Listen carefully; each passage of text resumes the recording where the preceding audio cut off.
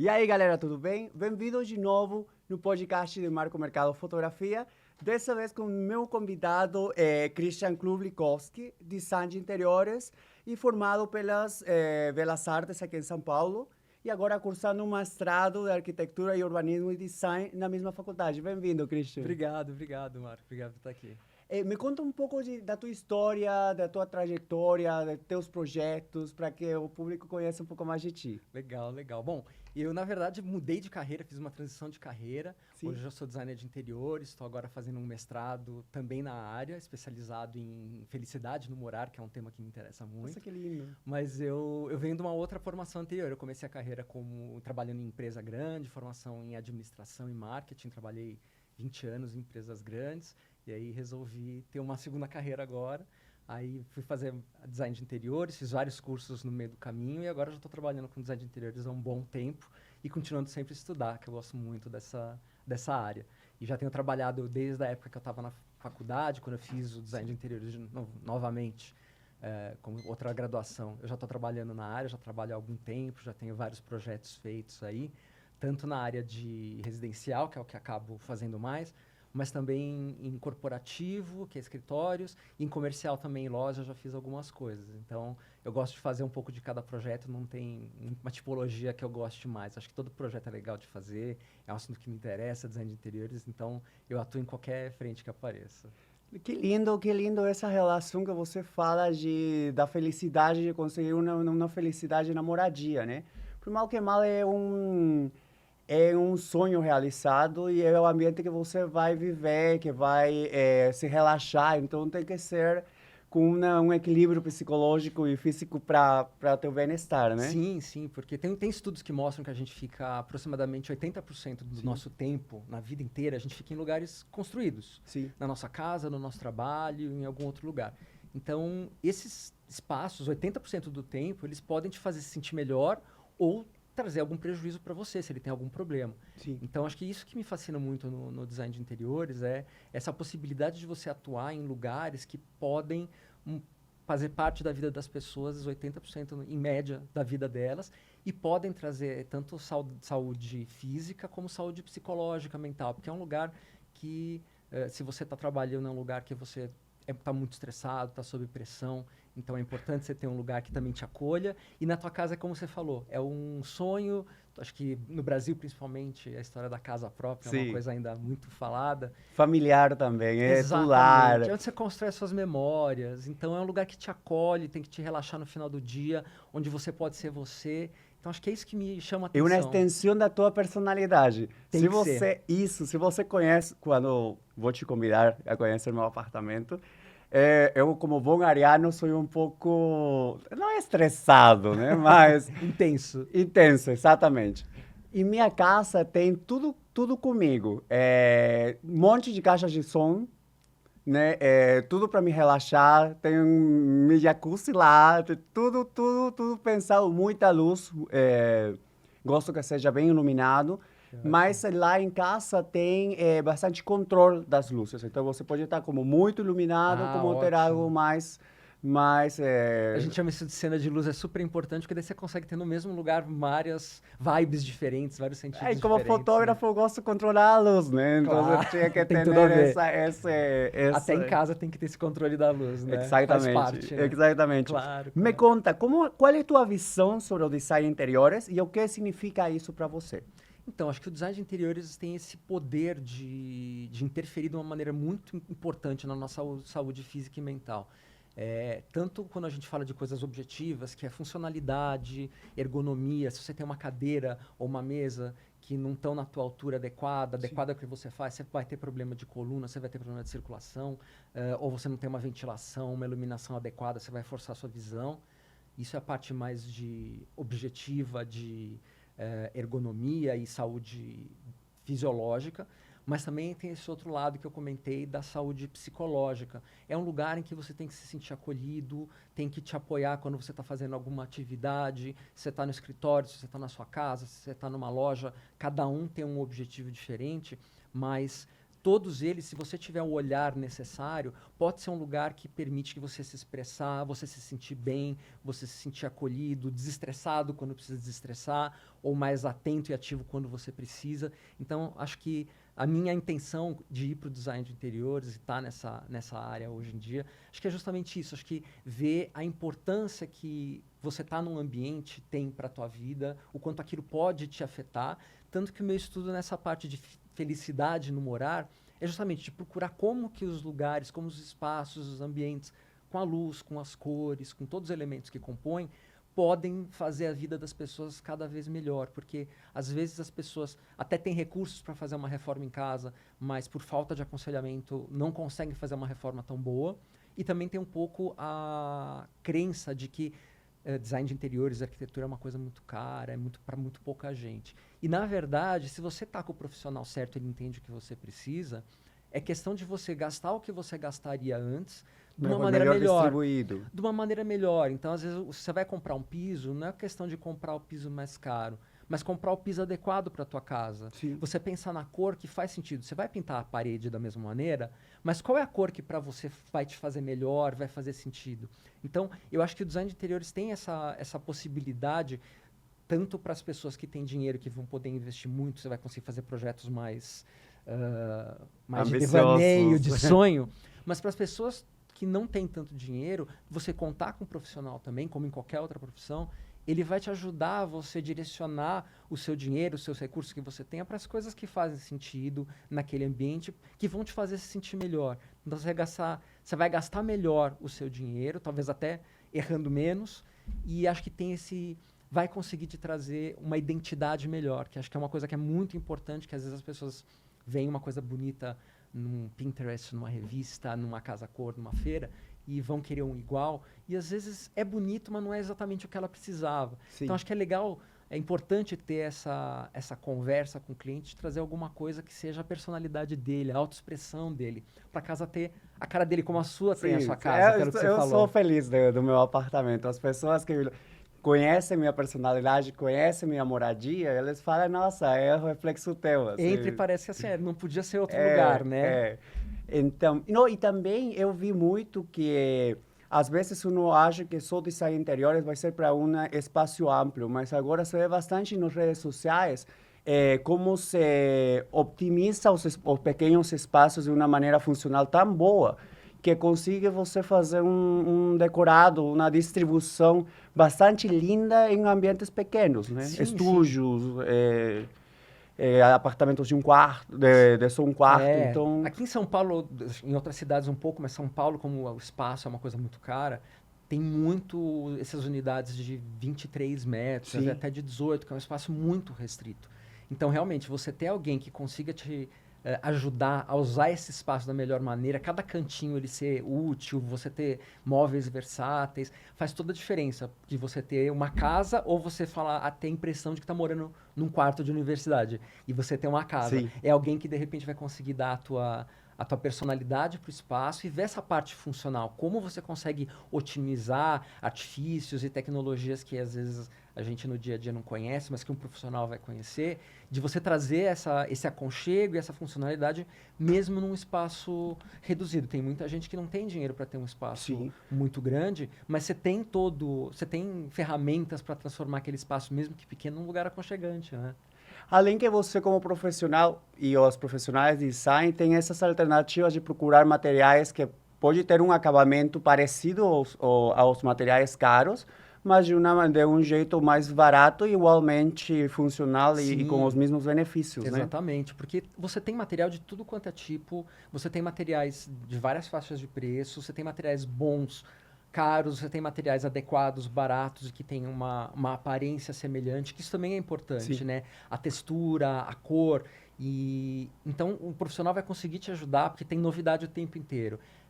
Às vezes as pessoas pensam sempre, só muda a estampa, mas o material é igual, e não é verdade. Você tem cada vez mais tecnologias, materiais diferentes, produtos diferentes para utilizar em todas as faixas de preço. Então, acho que é importante ter um profissional, como em qualquer outra profissão, te ajudando a entender qual é o material adequado para o seu orçamento, para o lugar que você está vivendo, e para o teu momento de vida, para a tua personalidade, para o teu gosto pessoal. Eu acho que isso faz toda a diferença de você estar num lugar que te energiza quando você volta para casa, né? A casa é meio que aquela ideia do santuário, né? Onde eu me expresso, Sim. onde eu carrego as minhas baterias. Você consiga ser você mesmo, né? Exatamente. Acho que lá, mais do que em qualquer lugar, é um lugar que você tem que ser você mesmo. Então, acho que eu acredito nesse investimento e é isso que me encanta no design de interiores. Essa possibilidade de transformar os lugares, às vezes mesmo com poucos recursos, mas transformar de uma maneira que vai mudar a vida da pessoa que entra. Fazer o sonho realidade, como falamos, né? Porque é o sonho da pessoa, é seu lar, é seu espaço, né? Sim. Então, já sei igual para a família é o mais que a pessoa quer, por exemplo, faz pouco foi alugado a casa do Bernardo, do meu marido, e eles redesenharam a casa de um jeito que podia ser não perigoso para o bebê deles, né? Sim, tinha que fazer toda uma mudança da casa, tinha escadas, tinha um monte de coisas que podia ser perigoso para a criança e eles modificaram do jeito e funcionalidade da família deles, Claro, né? claro. E isso é importante também, além da questão da segurança, porque você vai criar memórias daquele lugar. Mesmo que seja um apartamento alugado, normalmente você vai ficar 2, 3 anos, que é um período grande. Sim. Então, eu acho importante você dar essa cara mesmo num espaço que não é seu, porque você vai criar memória, você vai criar laço afetivo, você vai receber as pessoas que você quer lá dentro. Então, é muito importante, eu acho que ter essa visão de ter, mesmo que você não tenha recursos, você deixar E estar orgulhoso do teu espaço, Exatamente. né? Porque você mostra a teus amigos, se sentir confortável e falar, vamos fazer algo em casa, vamos tomar um café e receber com orgulho no teu lugar, né? Sim, e acho que isso que você falou, das pessoas irem na sua casa e falarem, nossa, tem tudo a ver com você, eu acho que é legal, que você entra no universo da pessoa, Sim. né? Então você está entrando na personalidade dela, na energia dela. Então acho que o design de interiores tem meio que essa magia de tentar fazer isso, né? Como você definiria teu estilo de design? Seria um estilo mais atemporal? Você pega tendências que surgem no mercado? Eu acho que tem um pouco de tudo. Assim, eu tenho o meu estilo, eu gosto do estilo mais atemporal, mas tem que ter o estilo do cliente. Se vier um cliente que quer fazer uma coisa barroca, colonial, e eu acho que eu tenho que fazer bem para ele, né? Eu tenho o meu estilo, mas não posso sobrepor o meu estilo ao estilo do cliente, porque quem vai morar naquela casa no final é o cliente. Então, as minhas coisas, aqui tem alguns exemplos de projetos que eu fiz, é uma coisa mais atemporal, uns mais ousados, outros não, mas eu acho que como tem, falando inclusive das tendências, essas coisas às vezes vão, voltam, Sim. Às vezes o investimento que você vai fazer numa casa não é tão significativo no apartamento, é significativo, então às vezes não dá para você fazer uma coisa que é muito... Talvez depois não esteja mais... Talvez não tenha mais a ver com você. Então, eu prefiro fazer uma base mais neutra e depois na decoração que eu falei, você vai pintar a parede de qualquer maneira. Pintura. Você pintar de vermelho e depois pintar de branco, é fácil de trocar. Sim. Trocar um tapete, uma almofada, uma decoração de parede, quadros. É uma coisa que você pode fazer mais tranquilo. Então, aí acho que a gente dá para seguir tendências. E tem tendência tanto de decoração, de cores, de materiais que estão sendo usados, mas também tem tendências de materiais. Então, ladrilho hidráulico já faz um tempo que voltou bastante. A madeira, que uma época foi mal vista, as pessoas não queriam nada de madeira, voltou, está sendo muito utilizada. Então, essas coisas vão e vêm. E eu acho que é legal incorporar elas no projeto, mas de uma maneira que, no momento que elas já não tiverem tão a ver com a pessoa, ou mesmo que a pessoa ser mudada. Ou a pessoa casou, agora tem um filho, então tem uma casa de solteiro, depois ela está casada com um filho, são outras necessidades, são outras estéticas. Eu acho que é importante a casa conseguir ter uma possibilidade de mudança, de variar de estilo conforme a sua vida está mudando de fase. Então, eu tenho um estilo mais atemporal, mas no final eu tenho que entender o estilo do cliente, entender um pouco de todos os estilos para fazer direito. Se ele vai querer, o que eu falei, uma casa colonial, ou uma casa rococó, barroca, uma casa neoclássica, eu acho que eu tenho que conhecer todos, entender o que naquilo faz sentido para o cliente e entender junto com ele dessas coisas, daquele estilo que ele quer, o que faz sentido ser algo permanente e o que pode ser uma coisa que pode ser acessória e que vai mudar ali um tempo. Porque a gente muda de ideia, a gente muda de jeito. Um dia você quer usar uma roupa mais clara, outro dia você quer usar uma roupa escura. No momento de vida, você está trabalhando muito sua vida de um jeito, depois você está em outro trabalho, mais tranquilo, sua vida é de outra maneira. A gente muda de estilo. Quando a gente era mais novo, se vestia diferente do que se veste hoje. Muito diferente. Então, eu acho legal a casa, apesar de ter um estilo que acho que é importante ter uma lógica, uma consistência, passar um conceito que o estilo traz, também ser possível de ter essa fluidez, essa mudança ao longo do tempo, para conforme a pessoa mudar de estilo de vida, de momento de vida, ela poder acompanhar, para você sempre se sentir em casa, senão você fica muito preso num momento e a pessoa está em outro momento e a casa teria que ser totalmente refeita. Eu acho que a gente tem que ter um pouco desse cuidado também, de aliar. Então, eu acho que é importante ter também essa visão e aconselhar o cliente de entender a casa que tem coisas mais estruturais, que são mais permanentes, e outras coisas que são passageiras, e tentar aconselhar o cliente em como brincar com essas coisas todas. Como, por exemplo, fotografias, que você mais que ninguém sabe, como elas têm capacidade de transformar o ambiente. Então, brincar com essas coisas dentro do estilo do cliente, mas entender o que a gente vai colocar de uma maneira mais sólida, permanente, e aquilo que pode ser mudado e deve ser mudado com o tempo, né? Conforme a mudança de estilo de vida da pessoa, no momento de vida dela, e a casa poder acompanhar junto, que ela o tempo inteiro vai ter que ter, acho que tem que ter a tua energia, o teu estilo, né? Então é entender junto com o cliente que a gente consegue brincar dessas coisas para incorporar, de repente, as inovações, as tendências novas, mas de uma maneira que depois, se isso já não for algo que faça sentido naquele momento, que a gente consiga trocar de uma maneira tranquila. Assim como a gente vai querer trocar de roupa, a casa tem que ter essa possibilidade de trocar de roupas de vez em quando, né? Então isso acho que também é legal de uma casa em que é vivida, que a pessoa tá lá sempre convivendo, ela também é uma casa viva. Então ela vai trocar de roupa de vez em quando, vai trocar de estilo de vez em quando. E acontece que às vezes você enjoa, né? Aí enjoa da mesma cor, e aí você acorda e quer mudar. Eu não sei se... minha casa eu tô gostando muito, mas a outra que eu alugava eu trocava. Trocava então, as cores. Acho que era porque ainda não tinha completamente meu estilo. Essa ainda já tenho 2 anos que não mudei nada. Mentira. Acessórios. Comprei uma mandala e eu coloquei.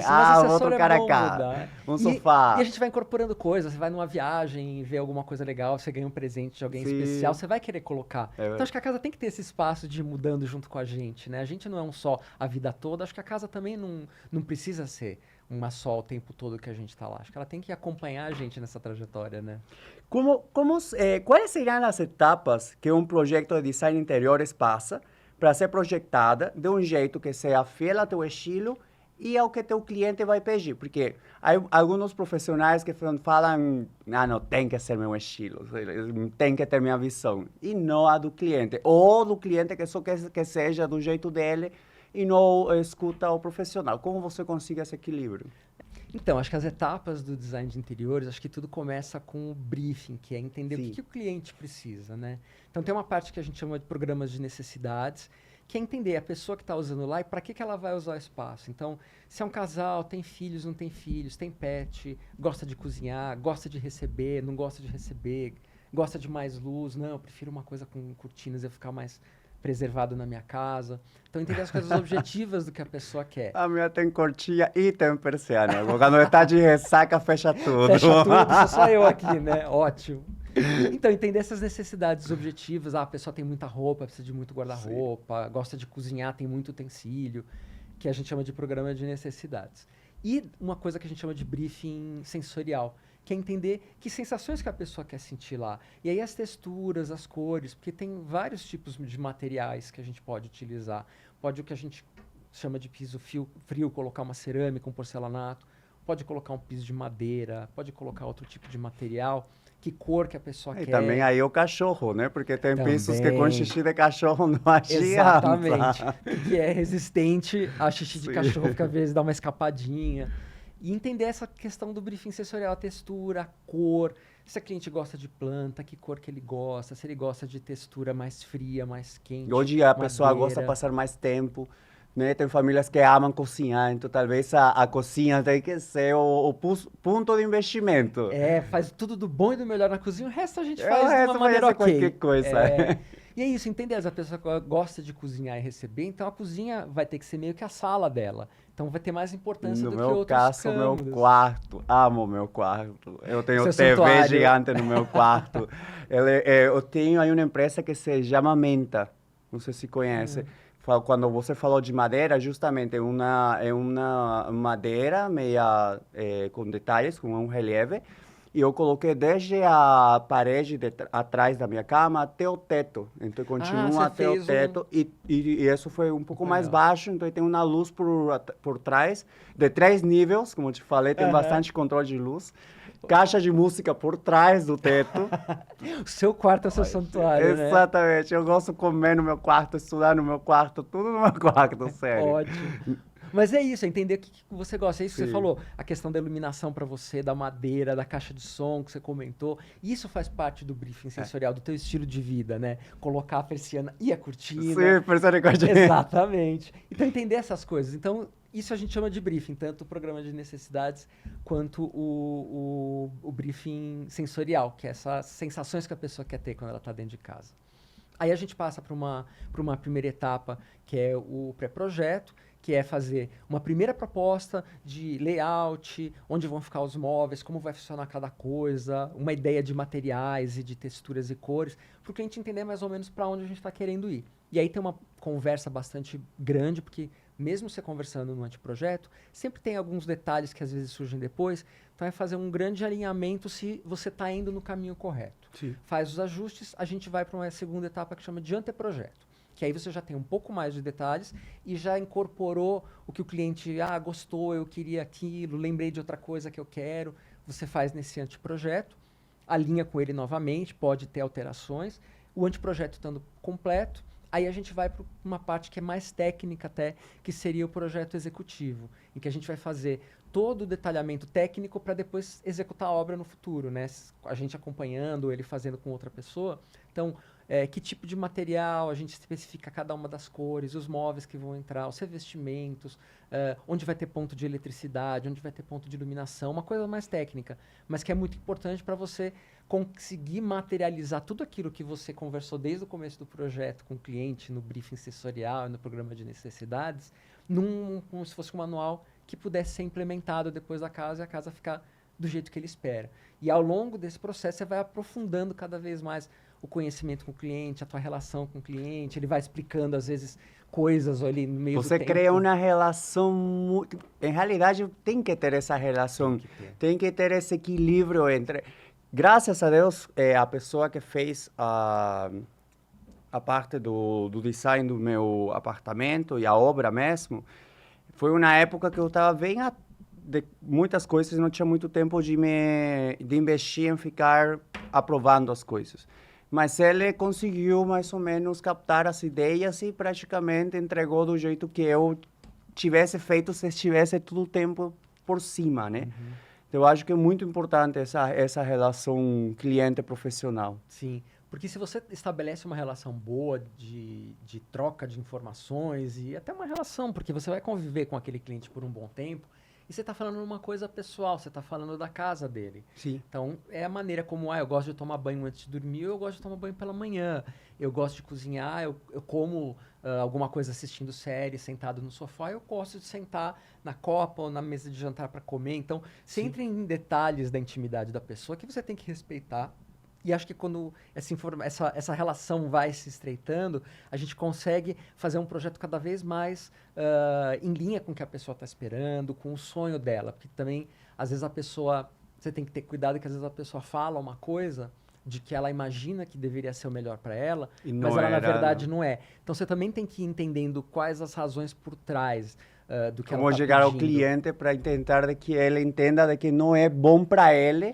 Ou às vezes explicar para ele, porque tem gente que fala, mas o cliente não entende. Não é obrigação do cliente entender. Eu sou o profissional. Sim. Acho que o designer e o arquiteto, que são os profissionais, é que tem que explicar para o cliente e ele no final vai tomar uma decisão. Então é você explicar para ele por que esse material é melhor do que aquele, por que isso vai funcionar melhor para ele ou não, com base na tua experiência. Ele pode não concordar, mas você passar todo o teu conhecimento técnico, explicar para ele o motivo, para ele tomar uma decisão com conhecimento, senão... Com as ferramentas corretas, né? Exatamente, senão ele pode tomar uma decisão sem saber o que tá acontecendo, né?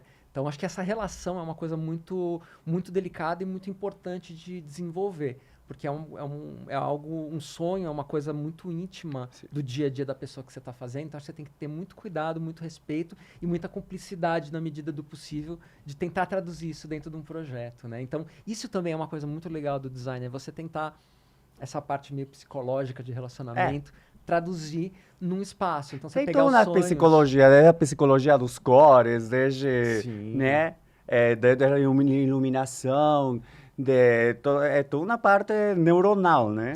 Sim, muito. Tanto que o que eu estou estudando no mestrado vai um pouco nessa linha Sim. da psicologia positiva e da neurociência, para pegar mais ferramentas para conseguir fazer essa tradução do sonho da pessoa ou da sensação que ela quer ter. Às vezes ela não consegue nem explicar de uma maneira objetiva o que ela quer no espaço, mas acho que ter essa melhor ferramental de traduzir a ambiência. Eu gosto de uma coisa assim mais escura, mais masculina, eu gosto de uma coisa mais calma, mais tranquila, mais natural. Você ter ferramentas para poder fazer essa tradução cada vez melhor. E aí, claro, você falou de vários elementos, como a iluminação, uso de cores, texturas, que fazem muita diferença na hora de você fazer essa tradução, porque a gente tem processos conscientes, Sim. mas boa parte do que acontece Muita com a parte gente é inconsciente. inconsciente. Então, às vezes, você entendendo melhor como esses processos funcionam, você consegue, talvez, ajudar mais as pessoas a traduzir ou a entender ou a criar o ambiente que ela quer, mesmo com limitações. Às vezes, a pessoa gosta de uma casa ampla e mora num apartamento pequeno. Como você tenta trazer essa sensação Tem que de fazer que amplitude isso. num lugar pequeno? Cores caros. Exatamente. Né? Ou Algo o mais contrário. minimalista, que não ocupe tanto espaço, os Exatamente. móveis, os seus acessórios. Como você trazer essas informações num ambiente que às vezes você tem restrições, né? E entender essa parte psicológica, essa parte de neurociência mesmo, eu não sou expert nisso, eu só arranho a superfície do tema, mas estudo isso com relação ao design de interiores, é ferramentas a mais, é possibilidades a mais de você fazer um ambiente que tem a ver com a pessoa, que vai traduzir o que é, como ela quer se sentir. Se ela quer se sentir perto de uma memória da casa da avó que ela costumava ir, então que elemento que eu consigo colocar lá para trazer isso? A foto da avó. Gente, fotografia é a melhor coisa, porque a fotografia ela representa uma pessoa Sim. num momento comemorativo ou uma memória de viagem. Então, fotografia tem uma capacidade muito grande de trazer essa personalidade para casa. Fotos de família, fotos de viagens, fotos de amigos. Então, a fotografia tem um papel muito importante, né? Além dos outros objetos que as pessoas têm, objetos pessoais, ganhos de presentes de pessoas especiais. E a fotografia tem... Dá esse toque, né? De como o lugar é parte de você, uma extensão de você, a fotografia é uma extensão das tuas memórias, né? Sem dúvida, sem dúvida. E além de ser uma extensão das memórias, eu acho que a fotografia, você mais que ninguém sabe, eu acho que ela tem um poder de, além de evocar memórias, tem um poder de trazer autoconfiança para a pessoa, de que ela está se ligando a memórias de família, que são as pessoas que nutrem ela. Exatamente. Né? E se for uma foto dela, uma foto que ela fez, uma produção, alguma coisa assim, um elemento de empoderamento. Então, se é um lugar que é para ser seu, que tem que ter a tua energia, as fotografias são sua memória, são o que você representa, o que você é. Então, elas têm um papel muito importante na composição desse lugar que você vai chamar de casa, ou mesmo nos escritórios. No meu apartamento eu tenho fotos minhas. Suas? E é por isso eu estou pensando nessa parte de empoderamento, porque é um jeito... Geralmente você posta a fotografia que você está achando lindo, maravilhoso. Então, Exatamente. imagina você acordar, porque não todo mundo acorda se sentindo bem. Aí tem dias que uno acorda se sentindo... Tá errado, tem uma o cabelo no tá... nariz. Exatamente, pelo menos você tem essa foto linda, maravilhosa na parede.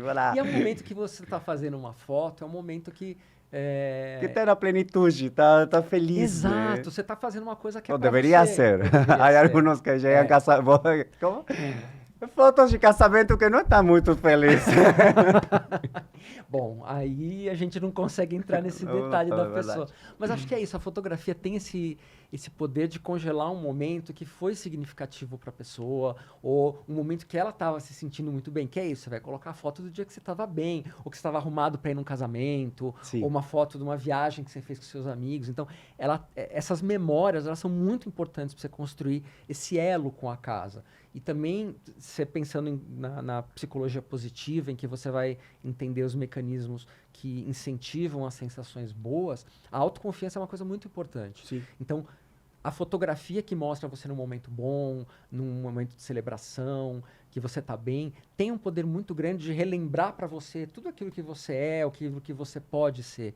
Então, a fotografia na composição de uma casa é muito importante, seja fotografias suas ou fotografia de qualquer coisa, fotografia de ambientes, fotografia de natureza, porque elas trazem também sensações que Exatamente. você precisa, ou que você quer buscar naquela casa. Fotos são momentos, são sentimentos congelados. Então, quando você vê algo que você gosta em caso de natureza, você está em São Paulo, então, tipo, Exato. selva de pedra. Eu amo a selva de pedra, por acaso. Também. Eu amo São Paulo.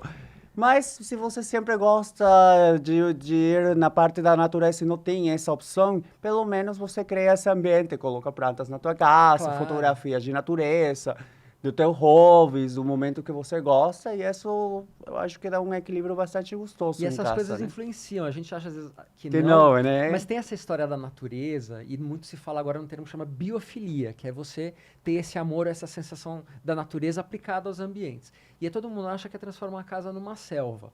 É uma possibilidade, se você gosta de cuidar de plantas, porque aquilo também vai te nutrir. Mas às vezes você não tem essa possibilidade, e tem vários estudos que mostram que você ter contato, mesmo que seja com imagens que remetem à natureza, ou com materiais que remetem à natureza, então você ter um piso de madeira, ou você ter uma estampa de madeira, ou você ter uma foto de uma praia ou de um pôr do sol bonito, isso também traz alguns dos benefícios de quando nós estamos em contato com a natureza, de redução do estresse, melhora do controle do batimento cardíaco, você regular um pouco mais todos os hormônios que regulam o humor, o cansaço, o estresse, a felicidade. Então, as fotos e essas imagens e essas texturas, mesmo que não sejam você tá morando de frente para a praia, elas ajudam a trazer essa sensação para dentro da tua casa.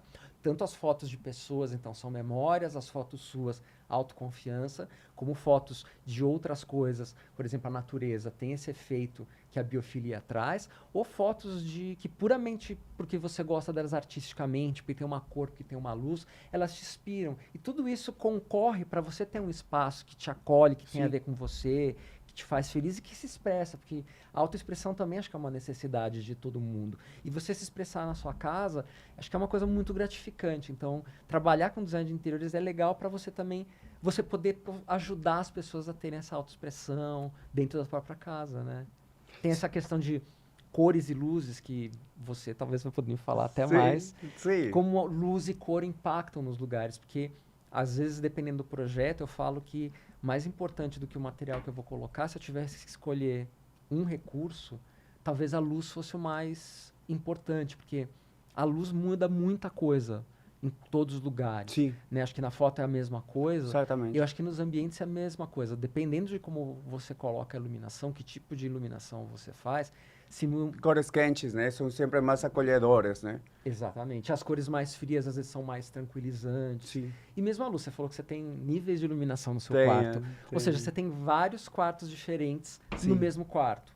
Então, na sua casa inteira, você pode fazer isso. Você pode ter uma Eu sou iluminação. meio cego, então se eu vou jantar eu sozinho, eu coloco todas as minhas luzes. Tudo aceso, né? Mas se eu vou ter um convidado, por exemplo, em casa, sempre, para um jantar, sempre é gostoso ter uma luz mais tênue, mais tranquila, né? E isso faz muita diferença. Ou você vai fazer alguma coisa que você está lendo num lugar que você precisa de mais luz, às vezes você vai assistir um filme que já tem a luz da TV, é só ter uma luzinha tranquila para você achar onde está sua bebida, sua pipoca. Exatamente. Né? Então a luz é engraçado como, apesar da luz ser uma coisa que a gente usa há muito tempo como recurso arquitetônico, ela mudou muito ultimamente com a luz eletrônica, que é o LED, né? Então tem muitas possibilidades que a gente pode ter hoje em dia. Inclusive pensando nessa parte de saúde, não só artística ou de gerar um ambiente mais tranquilo ou mais ativo no lugar, mas ela também ela pode ajudar ou atrapalhar a sua saúde física, porque a gente tem uma coisa que chama ciclo circadiano, que é como o nosso corpo, o nosso metabolismo se regula com os ciclos da natureza. Então, principalmente o dia e a noite, mas também as estações do ano. E aí, quando você tem uma luz que te ajuda a entrar nesse ritmo, ela vai te ajudar a dormir melhor, a ter uma qualidade de vida melhor, períodos de descanso e de atenção melhores. Então, se você coloca no quarto aquela luz branca, forte pra caramba, estourada antes de dormir, provavelmente não vai ser bom. Porque o teu cérebro vai estar falando, ainda tem trabalho para fazer. Tá de dia. Ainda tem que... Isso. Exatamente. E aí você for cozinhar com uma luz muito fraca, você não vai conseguir ver direito as coisas, pode Então, se na machucar. preguicinha, né? Também, né? Quando a luz está muito mais tênue, já é como Vai um falando pro descanso, corpo. já está chegando a noite. Exatamente. Quando eu preciso dormir bastante, porque até tarde eu sempre fecho a persiana e, nossa, eu não consigo acordar. Mas quando eu sei que tenho que acordar às 6 da manhã, às 5h30 para ir para a faculdade, eu não fecho nada e quando já está, eu tô dormindo, mas já estou vendo. Já tá vendo a luminosidade. Isso, já está entrando bastante luz, então aí 5h30 eu estou em pé. 6 da manhã já estou em pé. Usar essas dicas que o nosso corpo pega da natureza dentro da casa para te ajudar a dormir melhor ou acordar melhor. Também é isso, você às vezes deixar o teu corpo ir sentindo a luminosidade, acordar direito, do que você tá dormindo tudo escuro, toca o despertador e você não sabe se é dia ou se é noite. Acontece. Então, tem essa questão também do que a luz faz com o teu corpo, como ela influencia a maneira como o teu corpo reage, né? Então, acho que a luz tem essa parte artística maravilhosa, as cores, como tem essa parte também de saúde, né? Então, tem essas várias possibilidades que a luz traz, que a gente tem que lançar mão. Você muda totalmente a casa de acordo com a iluminação que você coloca, uma luz indireta, uma luz direta, e até para o que você tem dentro da sua casa. Decorativo também é incrível na parte de decoração, porque é muito diferente tua casa de dia e tua casa de noite com uma iluminação. Por exemplo, eu tenho umas luzes que dão justamente na mesa tipo americano, né? Sim, porque no balcão. No balcão, que você vê bastante na lindo. mesa onde você vai comer. E até para valorizar, se a gente estava falando de fotografia ou de memórias, você tem uma luz focada para valorizar. Em um quadro, por exemplo, em um adorno que você gosta. Ele ganha vida, ele ganha vida, ganha destaque, ele vira central naquele lugar. Então, iluminação, às vezes se eu tivesse que escolher um elemento só num projeto para mexer, talvez eu acho que a iluminação é o que tem mais potencial de mudar totalmente a casa, o ambiente e a tua relação com ele, é a iluminação. Então é uma coisa muito, muito poderosa para você utilizar. Tanto que eu fui fazer um curso de Light Design também por causa disso. Eu acredito muito no poder que a luz e a cor tem. E também acho também, Christian, que é determinante para você começar algum projeto, né? Tomando em conta, por exemplo, a luz ambiente. Se a casa tem muita entrada de luz, tem uma fonte de luz de ambiente muito boa, você pode escolher até as cores da casa, né? Exato. Mas se são, por exemplo, um lugar pequeno, com pouca entrada de luz, usar cores escuras vai parecer diminuta o apartamento ou a casa. Não vai ter dar essa consciência de que é amplo, né? Sim, você tem que entender como a luz e as cores jogam com a nossa percepção dos ambientes, justamente para você ou melhorar ou valorizar o que já tem. Então, se é um apartamento que já tem muita luz abundante, ele vai parecer maior naturalmente. Se ele não tem, como eu consigo trazer essa sensação de luz abundante para um lugar? Então, ou vai ser com as cores ou vai ser com a iluminação, além dos materiais. Então, eu acho que essas coisas são muito poderosas na hora de construir um ambiente. E eu acho que a fotografia, nesse caso, eu imagino que é exatamente igual, né? A luz muda totalmente o que você vai fazer com a pessoa, né? Sim. Com aquela imagem, né? Não, luz determina tudo. Ao menos em fotografia é determinante, inclusive, dependendo do que tipo de fotografia você quer fazer. Fotorretrato, por exemplo, geralmente se você faz uma foto mais direcionada, diminui bastante as arrugas, como se chama? Linhas de expressão. As linhas de expressão. Fala arruga, a pessoa fica ofendida, Sim, né? Linhas de expressão. É verdade, linha de expressão. Essa palavra que eu estava querendo lembrar. E então isso, né? Isso muda muito. Há luzes mais, inclusive em cinema, né? Se você quer algo mais dramático, usa luzes mais 45 graus, por exemplo. Então, luz é tudo. Manejo fotografia. Há 3 componentes importantes para uma boa foto. A parte da sorte, né? Que você esteja no momento certo, né? Também. A composição, o momento e a luz. Mas há fotografias que só tem luz, ressaltando aí o manejo de luz e elas já ganham prêmio, né? Sim, sim. Então acho que é isso, acho que reforça também o que eu sempre acreditei de como a luz faz muita diferença na nossa vida. Então, num projeto de interiores, eu acho que também é uma coisa que a luz pode ganhar ou perder teu projeto. Às vezes você pode ter um projeto muito legal, mas com a iluminação errada, tanto funcionalmente como de ambiência, vai ficar muito pobre e não vai passar o que você quer passar. E às vezes um Sim. projeto pode não estar com tudo que você quis fazer por qualquer restrição. Mas você fazendo uma iluminação que valoriza, você dá um salto qualitativo, você consegue fazer o projeto brilhar muito mais no olho do cliente, de quem está lá. Então, acho que tem uma similaridade com a fotografia muito grande do poder da luz no que a gente está criando, né, no ambiente. Sim. A gente estava falando disso. A luz e as cores são muito importantes na fotografia e também nos design interiores. É assim mesmo, né? Sim, sim. Muito. Porque assim, a cor e a luz acho que ajudam a compor muito do que você vai ter da sensação. Então, que a gente estava falando das cores quentes ou das cores frias. Então, isso também muda a sensação que vai passar para você. E isso também na luz. Se você vai ter uma luz mais fria ou uma luz mais quente, vai te remeter a momentos diferentes. Então, uma luz mais quente vai te remeter ao nascer do sol, ao pôr do sol, que é um momento já mais tranquilo, quando você está começando o dia.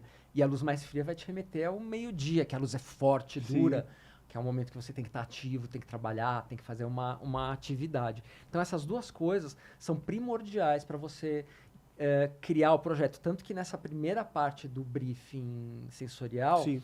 o projeto lumínico vem um pouco depois, porque você tem que ter fechado todo o layout, ou seja, onde vão ficar os móveis, as circulações, para você fazer a iluminação também de uma maneira funcional. Mas desde lá, eu já começo a pensar como tem que ser esse tipo de iluminação e as cores que vão ser usadas por causa disso. Eu acho que boa parte do que você vai criar de ambiência no lugar são as luzes e as cores. Então você pode fazer toda a diferença no projeto só trabalhando direito a iluminação e cor dentro dele, além, claro, de todos os outros materiais, né? Acho que são coisas muito poderosas em criar uma expressão.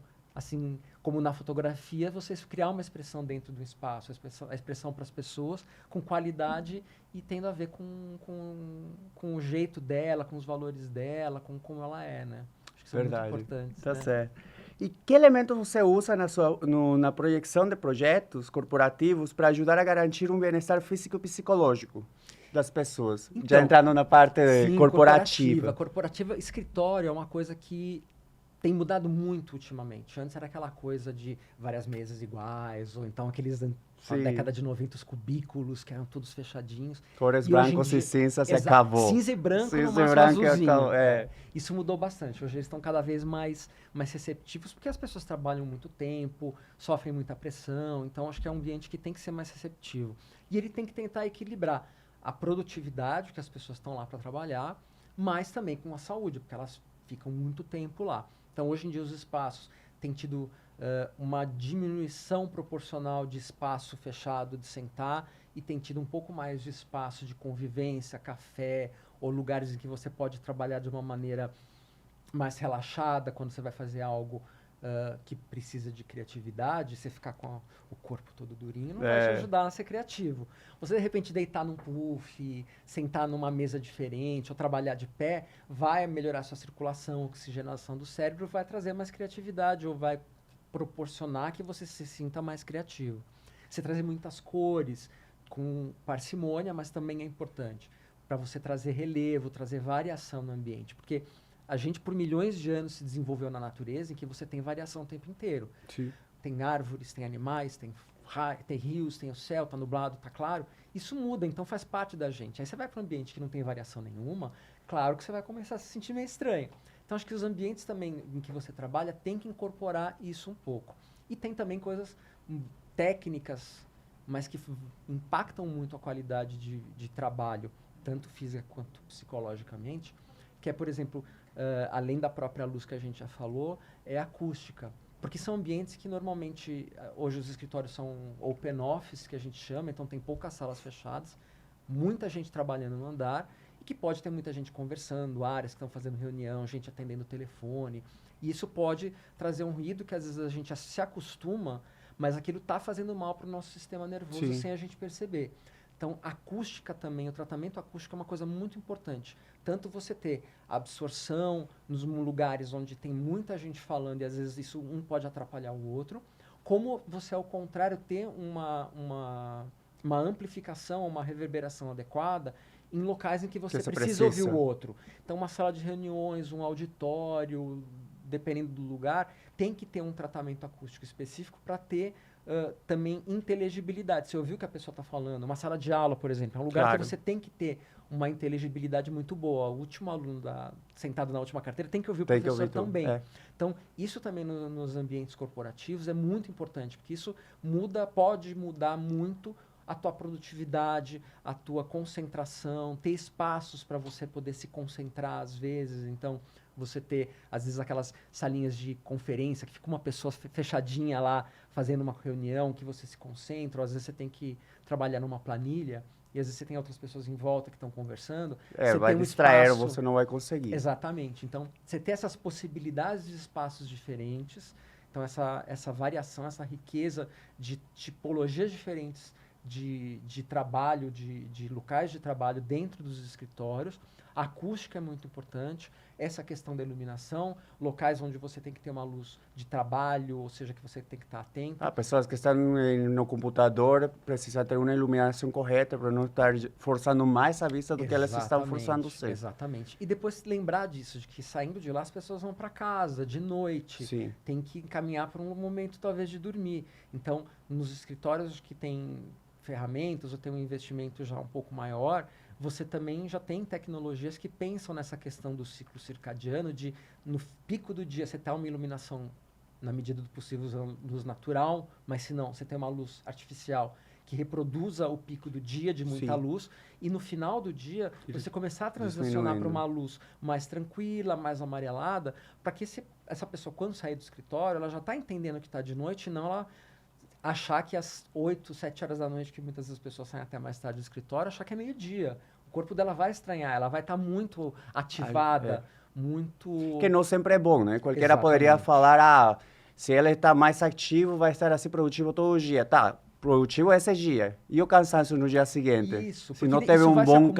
Se não descansou bem. Exatamente, porque isso vai acumulando e tem até a parte hormonal que você começa a apresentar mais inflamação no seu organismo, porque você está sob estresse constante, você não tem um período de recuperação, porque você não dorme bem, porque você saiu 9 horas da noite achando que era meio-dia, porque a luz está te falando que é meio-dia, está uma luz forte branca, você vai dormir mal, e isso vai acumulando, então pode parecer que você está fazendo a pessoa produzir mais, mas no longo prazo ela está se desgastando mais, ela vai ser menos criativa, vai ter um nível de atenção pior, e você acaba tendo uma produtividade pior. Então, no longo prazo é uma conta que não se justifica. Então, você tem que equilibrar essas duas coisas, em que a pessoa tem que produzir bem, mas com saúde para ela produzir bem o tempo todo, não produzir muito agora e chega no final do ano as pessoas já não lembram mais nada, cometem erros, saem, até faltam por problemas de doença, né? Então, acho que tem que ter esse equilíbrio entre o que você vai proporcionar de estímulo ao trabalho, mas respeitando o momento de trabalho, que tipo de trabalho que ela vai fazer, se é um trabalho de concentração, se é um trabalho colaborativo social, e o ciclo do corpo dela, para depois você favorecer a regeneração, o descanso, e ela no outro dia também tá boa para trabalhar, né? Senão você vai criar um exército de pessoas doentes dentro dos escritórios, né? Então tem muitas técnicas que você pode lançar mão para transformar os escritórios nos lugares mais saudáveis para trabalhar. Eu acho que essa evolução de prestar atenção no que é bom para o pessoal de trabalho é muito porque a psicologia já entrou há um tempo em estudo de como ajudar na produtividade, porque se o trabalhador se encontra psicologicamente e fisicamente bem, ele vai produzir de melhor jeito, né? Sem dúvida. Para ele e para a organização isso é muito bom, né? Sim. E eu acho que por mais que na relação com o cliente também, né? Sem dúvida. Não, isso reflete em tudo. Sim. E na vida pessoal dele depois, que pode refletir no trabalho. Então, uma coisa, eu acho que é muito legal que hoje em dia a gente tem uma visão, acho que em várias profissões e no design de interiores e arquitetura não é diferente, uma visão mais integrada. Então, antes você pensava no design de interiores, era espaço de circulação, armazenamento, altura do móvel. E depois a gente começou a conversar profissionais de outras áreas e começou a ver que a psicologia tem muito a contribuir para o design de interiores, que a neurociência tem como contribuir, a parte tecnológica também. Hoje a gente tem sistemas de automação que, comparado com muitos anos atrás, que eram muito difíceis ou muito caros de fazer, que a gente consegue fazer de uma maneira muito mais simples e você consegue ter espaços mais legais. E acho que quanto mais essa conversa se alarga, com pessoas de outras áreas participando e trocando conhecimento, a gente tem projetos de interiores cada vez melhores. Eu acho que ajuda nos fatores físicos, mas também nos fatores psicológicos. Então, o que a pessoa vai viver em casa, o que ela vai ter de produtividade no trabalho, a relação que ela vai ter com os colegas de trabalho, isso tudo só faz criar um círculo positivo, né? Um círculo virtuoso. Quanto mais informações você traz para transformar os espaços em lugares mais saudáveis, tanto fisicamente quanto psicologicamente, né? Se a gente fica 80% do nosso tempo num lugar, ele tem que ser legal. Senão ele vai estar 80% do nosso dia nos interferindo de uma maneira que pode ser prejudicial, né? Me conta, eu acho que o tema atual é muito como que está, ou como vai afetar, ou como já está afetando a inteligência artificial em todos os campos laborais e profissionais. Como seria beneficioso para o design de interiores a inteligência artificial e como poderia prejudicar? Eu acho que assim, a bola da vez é a inteligência artificial, só se fala nisso. E eu acho que assim, como várias outras ferramentas, ela tem coisas muito boas e tem potenciais prejuízos que a gente tem que estar atento. Mas eu acho que a gente não pode entender a inteligência artificial como algo a priori ruim. A gente, no mínimo, tem que saber lidar com ela, porque isso é uma realidade, ela está acontecendo. Está aqui e não vai para trás. Exato. É como acoplar ela para aspectos positivos e como neutralizar ou diminuir os efeitos negativos. Exatamente. Né? Eu acho que assim, tem algumas coisas que as pessoas podem estar preocupadas com relação à perda de empregos, que a inteligência artificial vai fazer algumas coisas. Isso pode acontecer. O que a gente tem que estar atento é que talvez ela vai roubar empregos das coisas que são mais mecânicas, que podem ser automatizadas. Porque acho que a questão que a gente estava falando do relacionamento, da empatia, de você entender o que a pessoa quer na vida dela, as referências, traduzir as referências que ela está trazendo para casa, eu acho que é uma coisa que talvez seja muito difícil, pelo menos ainda no futuro médio, de uma inteligência artificial fazer. Então, você usar as ferramentas de inteligência artificial podem liberar um pouco de tempo seu de coisas mais objetivas e mecânicas para que você possa usar teu tempo nessas coisas que são mais relacionais entre as pessoas, para você fazer projetos cada vez maiores. E mesmo coisas que às vezes você perderia muito tempo para buscar uma referência, às vezes otimizar teu tempo. Exatamente. Às vezes até o pessoal fala, mas agora tem inteligência artificial que faz projetos de arquitetura. Sim. Então, elas fazem, mas fazem coisas muito mais referenciais. Muitas vezes elas fazem coisas malucas, que não são factíveis praticamente. Mas elas podem ser uma ferramenta muito interessante quando você está querendo explorar possibilidades com base em alguma coisa nova e que você não está achando referência.